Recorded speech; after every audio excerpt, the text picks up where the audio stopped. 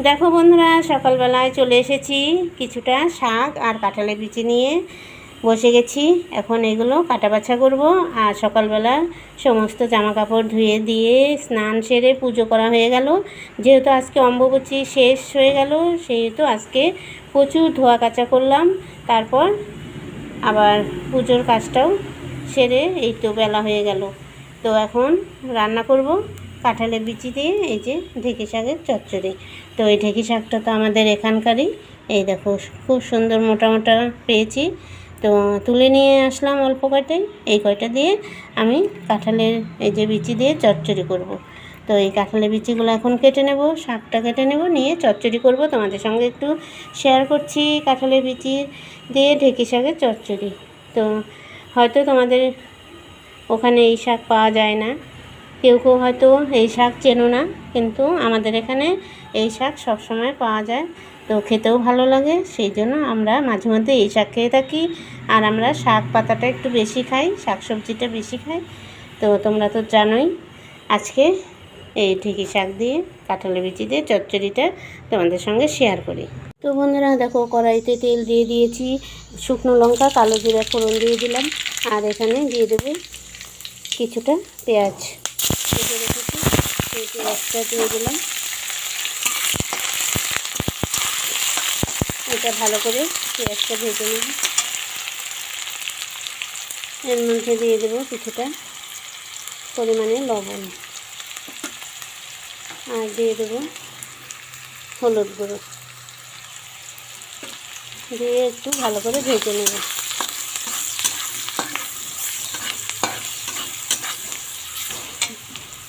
পেঁয়াজটা ভাজা ভাজা করে এর মধ্যে আমি কাঁঠালের বিচিগুলো দিয়ে দেবো। কাঁঠালের বিচি কেটে রেখেছি, সেগুলো দিয়ে দেবো।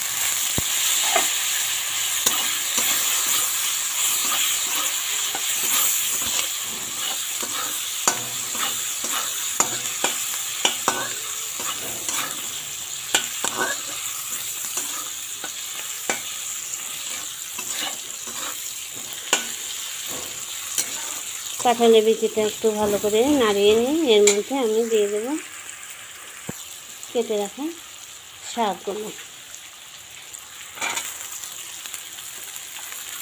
ভালো করে বেছে ধুয়ে কেটে নিয়েছি, এই শাক কটা আমি এর মধ্যে দিয়ে দিলাম।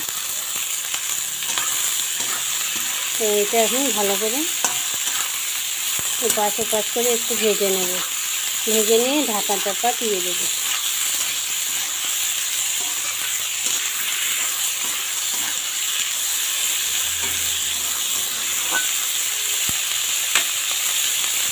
এখন এটা আমি একটু ঢেকে দেবো।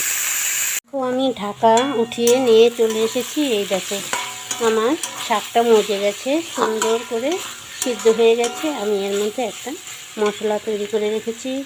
ঢাকা বসিয়ে দিয়ে মশলা করে নিয়ে আসলাম মিক্সিতে। এখানে রয়েছে তোমার এই দেখো, এখানে সর্ষে, কাঁচা লঙ্কা, রসুন এইসব দিয়ে একটা মশলা করে নিয়ে আসলাম। তো মশলাটা এর মধ্যে ঢেলে দিলাম,